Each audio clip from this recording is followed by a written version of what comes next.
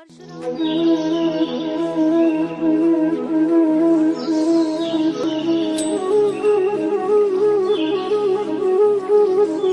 दिन उन्होंने अपने इसी जोशीले स्वभाव और पितृभक्ति के कारण अपनी ही माता की हत्या कर दी।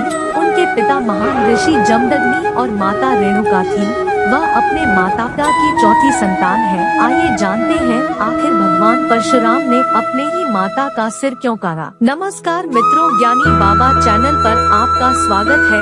अगर आप भी श्री कृष्ण को भगवान मानते हैं तो कमेंट में जय श्री कृष्ण जरूर लिखें। तो चलिए शुरू करते हैं आज की प्रस्तुति। एक दिन कुछ ऐसा हुआ कि उनके पिता ने उन्हें उनकी ही माता का मस्तक काटने का आदेश दिया, जिसके बाद परशुराम ने अपनी ही माँ का सिर धड़ से अलग कर दिया था। आज हम आपको उसी कथा के बारे में विस्तार से बताएंगे। एक बार परशुराम की माँ रेणुका आश्रम के पास नदी में स्नान करने गई थी। वहाँ पर उन्होंने राजा चित्ररथ को अन्य अप्सराओं के साथ स्नान करते तथा क्रीड़ा करते हुए देखा। राजा चित्ररथ दिखने में बहुत आकर्षक तथा सुंदर शरीर वाले थे। अन्य अप्सराओं के साथ उनकी क्रीड़ा को देखकर रेणुका का मन भी प्रफुल्लित हो उठा तथा वह उसे देखती रही।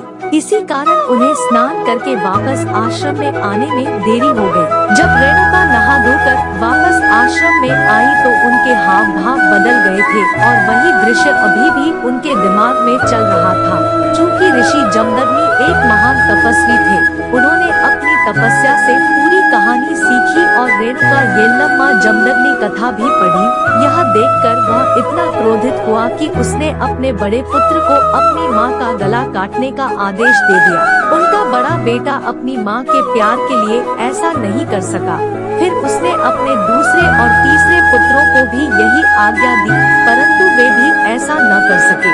एक और माता की हत्या का पाप है और दूसरी ओर पिता की आज्ञा का उल्लंघन करने का पाप है। यह एक धार्मिक संकट था, लेकिन उन्होंने हत्या करने से इनकार कर दिया। ऋषि जमदग्नि अपने पुत्रों द्वारा स्वयं के इस तरह के अनादर पर अत्यधिक क्रोधित हुए और उन्होंने अपने तीनों पुत्रों को श्राप दिया कि वे अपना विवेक, बुद्धि और सारा ज्ञान खो देंगे। इसके बाद ऋषि जमदग्नि ने अपने सबसे छोटे पुत्र परशुराम को अपनी माता रेणुका का सिर काटने का आदेश दिया। पिता की आज्ञा मिलते ही परशुराम ने तुरंत अपनी माता का सिर धड़ से अलग कर दिया। देखते ही देखते उसकी माँ मर गई और खून की धारा फूट पड़ी। परशुराम के पिता जमदग्नि यह देखकर बहुत प्रसन्न हुए और उन्होंने दया करके परशुराम से वरदान मांगा। परशुराम ने बुद्धिमानी से काम लेते हुए अपने पिता से 3 वरदान मांगे। पहले श्लोक में उन्होंने अपनी माँ को वापस जीवित करने के लिए कहा।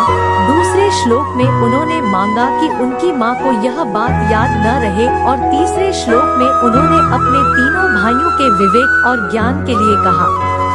ऋषि जमदग्नि अपने पुत्र परशुराम की बुद्धिमत्ता से बहुत प्रसन्न हुए और उन्हें तीनों वरदान दिए। उसके बाद सब कुछ सामान्य हो गया और परशुराम जी की माता जी में फिर से जान आ गई।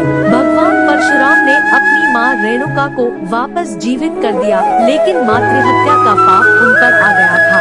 इससे छुटकारा पाने के लिए उसने भगवान शिव की घोर तपस्या की और अपनी माता की हत्या के पाप से मुक्ति पाई।